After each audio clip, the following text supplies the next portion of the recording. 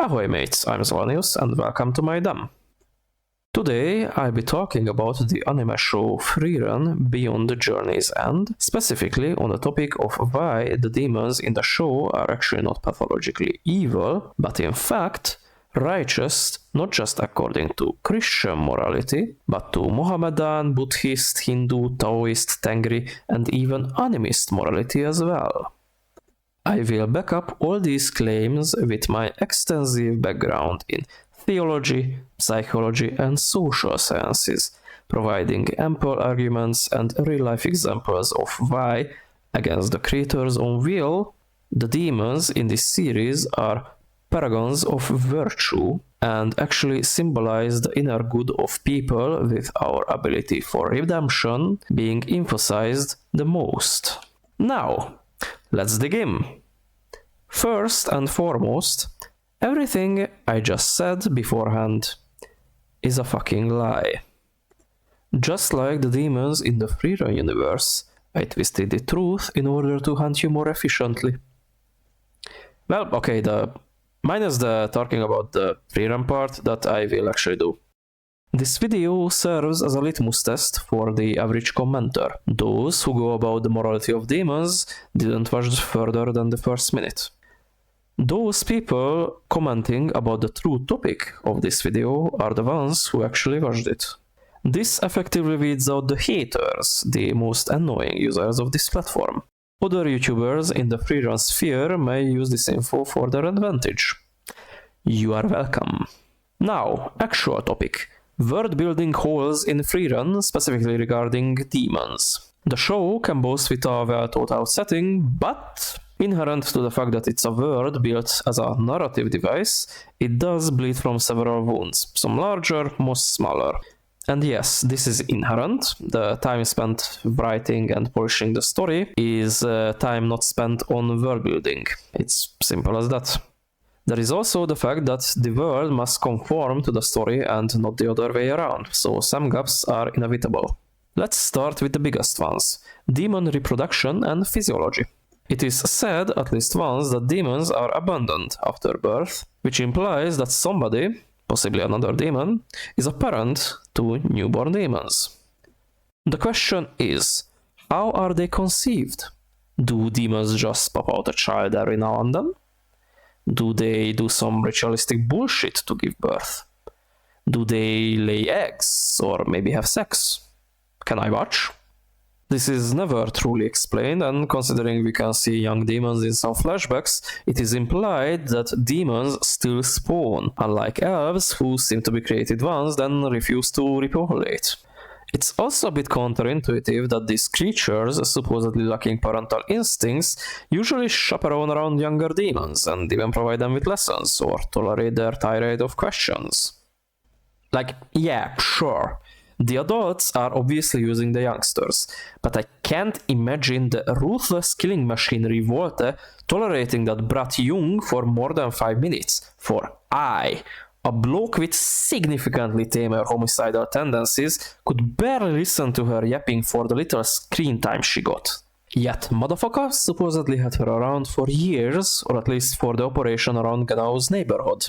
This is evidence that even if not parental, demons do have some instinct to teach young ones. So, why the fuck do demon parents abandon their young? Don't they see the little newborn demon and go, "Must teach"? Are they not aware when the little guy pops out? Is this a case of unintentional abandonment? That is an option, but a weak one. Considering that this is something that would happen to the whole population, eventually a situation should occur when a young demon is spawned whilst the parent could perceive them, like on a flat grassland with nothing in sight for kilometers. Demons are made out of, or at least are heavily infused with mana, so they should be able to notice even a weak signal, such as that of a young demon. Of course, the young demon could be repressing their mana, but why? An instinct to avoid other creatures capable of detecting mana? Doesn't make sense. Closest mana detecting creature is their parent.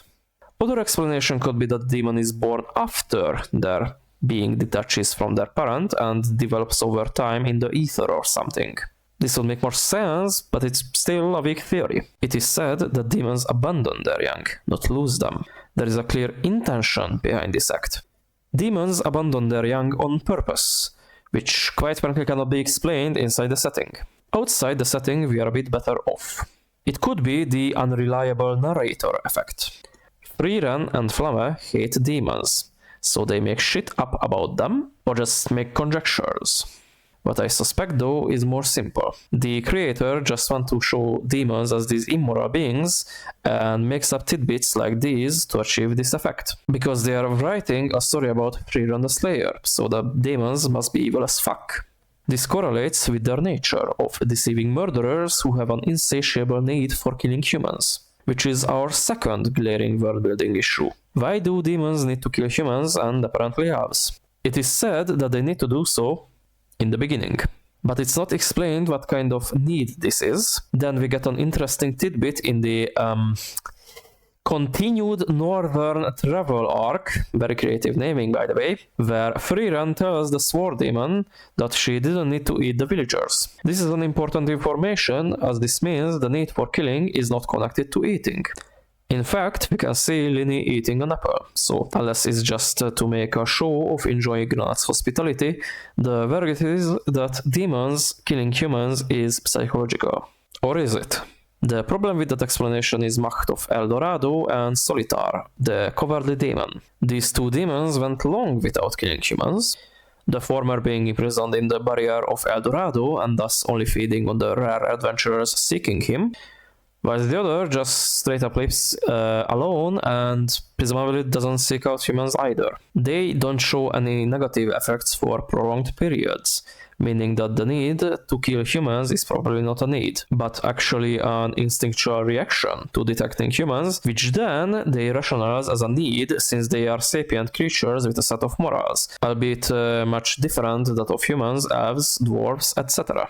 This explanation is still bleeding, however, as it's something that could be tamed out of, like we see with Macht, who had built a relationship with not just one human, but multiple, such as Glück, Denken, Denken's waifu, palace servants, etc. Solitar also seemingly lets you live as long as you can yap, so it's very likely that demons can be taught to control their urges, since it can happen naturally. And so a motivated and strong enough torture master could, eventually, break demons into servitude.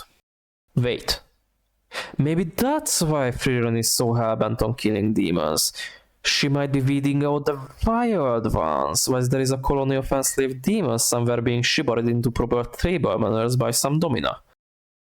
It's probably Sari, she looks like the type. Anyways, the point is, the need for killing humans is not a need, but an urge which can be controlled, and thus the notion that it would take the lives of the entire human population for the demons to learn to coexist with them is bullshit. What the world needs is to stop thinking with the rose-tinted glasses of friendship and whip out the BDSM gear. And also some better restriction magic. Making such a big bubble for Macht whilst is a humane act is not particularly economical. He should have been restricted to like 2 square meters, then another barrier could have been made to keep the idiots out. Moving on, there are still some world building holes, albeit smaller ones than these two. Still connected to physiology, the appearance of demons is also not particularly well explained. It is said that they appear like humans and elves apparently, because it provides them a great edge when hunting their prey. But then we have weird-ass looking demons like Qual, Revolte, or the weird snake guy in Revolte's Kampfgruppe. These guys wouldn't pass the vibe check even if their lives depended on it, so there must be something else that explains their looks. The basic bitch ass answer would be just random mutations. But considering both Qual and Revolte are very successful due to their physique, demons like these should be more common as they pass their genes to the next generation. Another explanation is regional variation. Most demons look human/elf-like, but there are some places from which the weird demons hail from, and these two are from their respective regions, united under the banner of the Demon King. And just like in the British Empire, demons from all kinds of places have climbed the ladder and became generals or even sages of destruction. This would be an okay-ish explanation, but there is still the elephant in the room, namely demons not really utilizing their appearance to hunt humans and elves, more effectively. Like, basically we have two instances of utilizing looks to infiltrate human society. Lugner and gang playing diplomat, and Sword Demon acting like a pilgrim. Other than these two instances, the modus operandi of demons is to locate a human settlement, stake it out for X amount of time, and once every potential danger is located, they go in guns blazing, kill everyone, and shit in their cereal. Frieren's home was not infiltrated, but raided by Basalt. Fans and Stark's hometowns/villages suffered the same fate. The young demon story that lived in the adoptive village for a while started out with the youngster getting caught for killing children. They don't even hide themselves when ambushing someone. When the prey enters their range, they proudly appear, then proceed to call out and challenge people. It seems, even though their supposed evolution is favoring discretion, demons don't really do that. So unless Flamme and Frieren were just making shit up, there is no in-setting reason for demons to appear as humans. And speaking of humans, let's address the situation. There is a species called humans that is basically us, and there are basic fantasy elves and dwarves as well. But every time Frieren talks about demons doing eggs because humans survive, she probably isn't just talking about the humans, but all the human-like races as well. The most obvious instance is the need to kill humans apparently extending to Frieren's village of elves. If the elves are separate enough species to not trigger the demons "Ew, human, kill it!" response, then they should have no reason to fuck with a long-lived race versed in magic that have individuals hailing from a time before they were even created.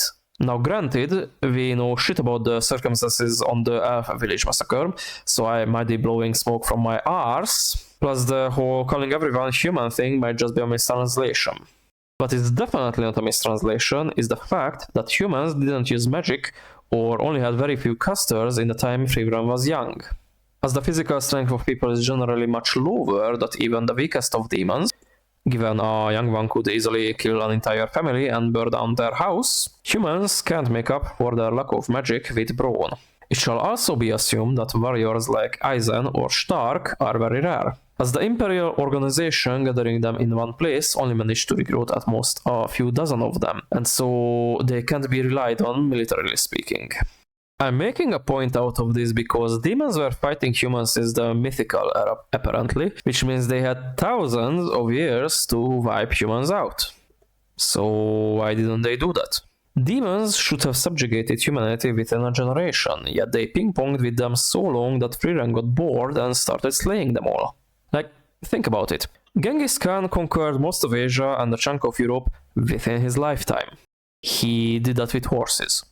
Demons can fly and do so instinctively. Even if they avoided powerful characters like Sari, they should have took over the entire continent and kill enough humans to force an extinction within a generation.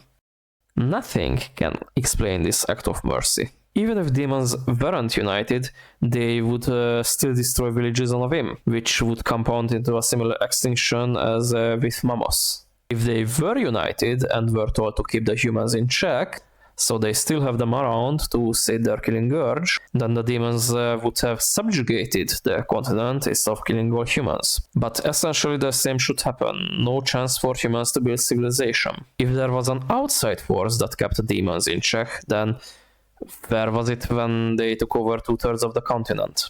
Better question.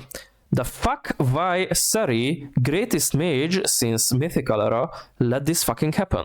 Her people, rare as hell elves, the ones who refused to boink, have been killed in droves, yet the bitch sat on her throne and watched it happen. Don't know about this whole imagination bullshit, but if I heard my shiny Pokemon countrymen were decimated, I'd imagine demons into a fine paste, then blend it on fine until they learn not to fuck with my people. Like, seriously, she should have been teleporting around, dropping nukes on the fucking demons until they stop existing. I know elves have muted feelings due to longevity, but they should have at least the survival instinct of protecting one species from immediate danger of extinction. And that's just her. What about the other elven heroes like Kraft, the gay monk, or Minus, the supposedly warmongering witch? The latter should have totally activated the Demon King. Demons should have either taken the whole continent and denied human civilization, or should have been driven back by the elves and possibly even the dwarves right before humans start their civilization in earnest. Quite frankly, demons stop making sense after peeling off the suspension of disbelief. Narratively speaking, they are a very good tool to push the story and characters in the desired direction, so I understand why they are like this, but in setting, they are an illogical bug. There are many such bugs in Frieren Beyond Journey's End, some of them even as big or bigger than demons. But this video is about them, and it's already getting pretty long, so I'm going to stop right here, you criminal scum, and I violate your mother. Did you find any faults in my reasoning, or want to talk about a certain aspect of the topic? Leave a comment below. Otherwise, like and subscribe, so the next year when I make a random video, the algorithm will push it on people. Until then, I see you back in my den. Take care.